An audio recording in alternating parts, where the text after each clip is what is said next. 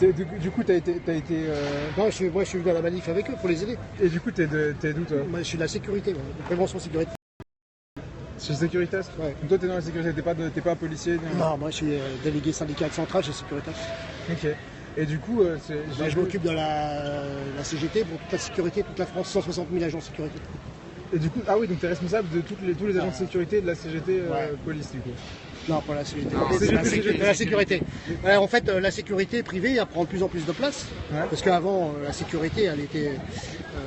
C'était des gardiennages dans les entreprises. Ouais. Mais maintenant, elle a remplacé, par exemple, les agents de sécurité de sûreté dans les aéroports. Ouais.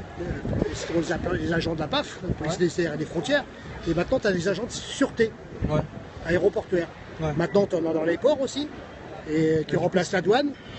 Et c'est ces gens-là, du coup, c'est des agents de la sécurité privée. En fait, c'est sous-traité. Et de plus en plus, tu vas avoir de plus en plus de sous-traitement. Tout ce qui est de la sécurité.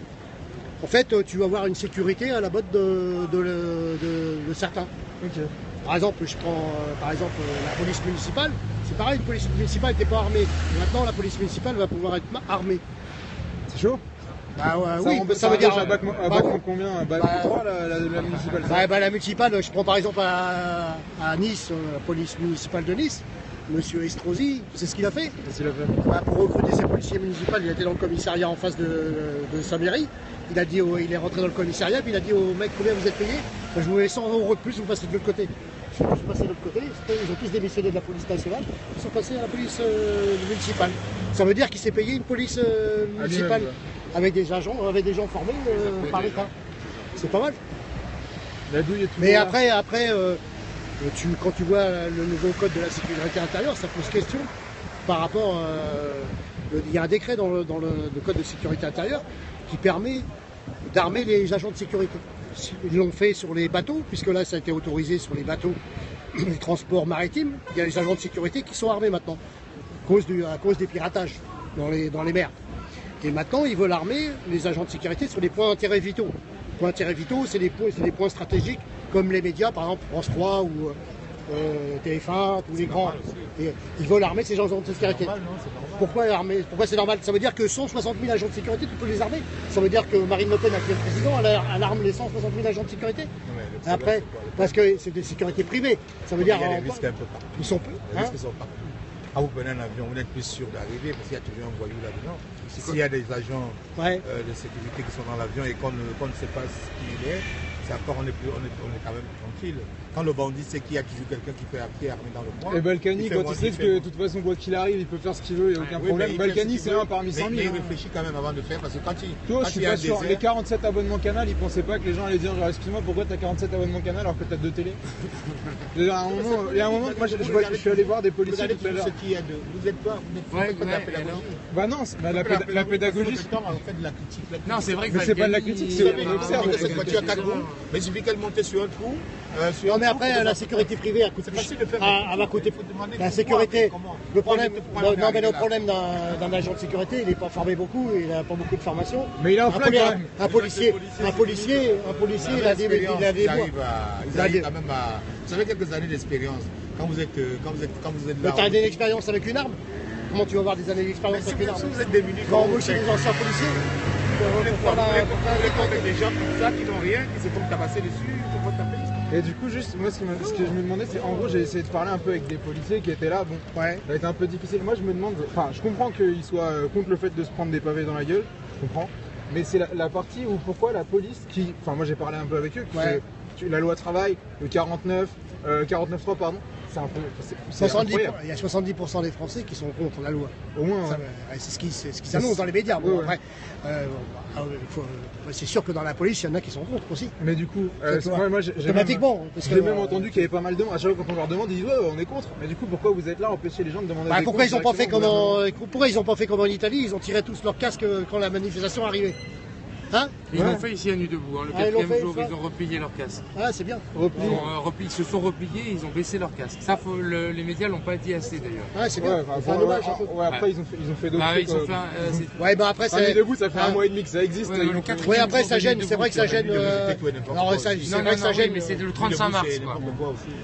Nuit Debout, c'est tout et n'importe quoi. Bah les non, gars parce viennent que te c'est... demander pourquoi ils sont là. Il y en a qui sont là parce qu'il n'a pas ses médicaments, l'autre est là parce qu'il a perdu son travail. Je trouve que vous discréditez un petit peu le symptôme de la colère populaire. Hein. Je trouve ça un petit peu dégradant d'entendre des phrases comme ça. Une colère populaire, ça existe toujours. Bah, dire que les gens sont là parce qu'ils n'ont pas trouvé leurs médicaments. Hein. Je pense que les gens sont clairement là pour oui, mais les gens qui viennent casser là, mais vous croyez que c'est normal ce qu'ils font avec leur loi de travail? Qui l'a voulu, vous? Quoi?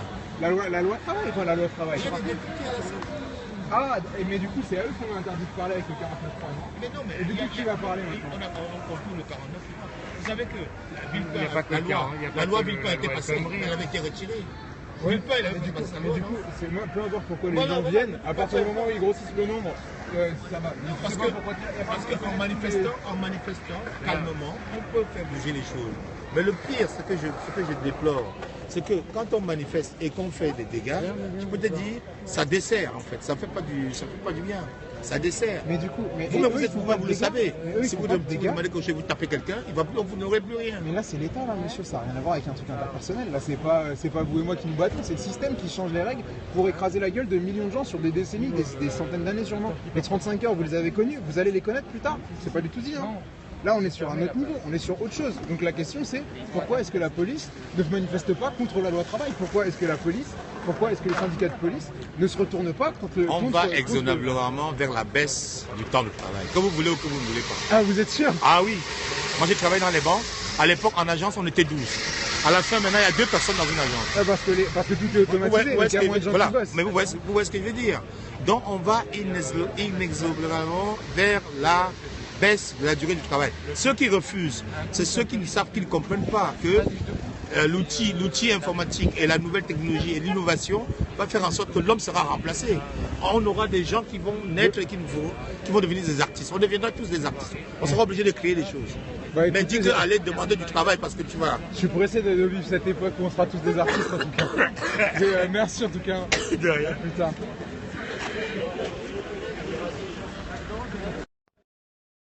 Bon, et juste pour information, le deuxième gars là qui me parlait, qui me disait que les mecs sur la place de la République c'était des gars qui avaient pas eu leurs médicaments. Bon, ça a un peu rien à voir à mon sens. Voilà, mais bon, il a rien à voir avec la CGT Police, désolé. Mais du coup non, c'était voilà, donc on n'a rien eu de. Je sais pas si vous avez entendu des choses pertinentes ou pas, mais voilà, il y a beaucoup de peinture rouge encore sur les gendarmes. Alors, je sais pas s'ils lavent leur combinaison ou s'ils les gardent en l'état. Demande-leur pourquoi. Lang et Cohn-Bendit, ouais, bah il y a d'autres gens. On peut commencer par Balkany, mais Balkany c'est de l'humour maintenant. Balkany c'est de l'humour. Il n'y a plus du tout inexorable essentiellement. C'est grave. Mais bon. Donc voilà, on va inexorablement vers une société où où on travaille de moins en moins. Bah ouais mon gars, avec 20% de chômage, tu m'étonnes. Mais excusez-moi, il y a des gens de la CGT Police ici? Alexandre. Camarade là. Alexandre, c'est le secrétaire fédéral. D'accord, je vais lui poser...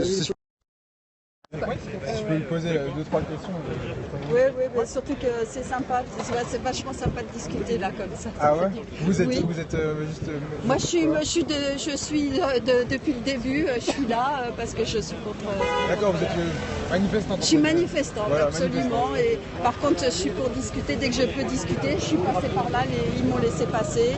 Donc je suis venue discuter parce que je trouve que c'est important justement qu'on soit tous ensemble et qu'on arrête de se diviser. Ouais. Voilà. Mais, du coup, non, mais c'est parce que moi j'ai essayé un peu de trouver le dialogue entre guillemets.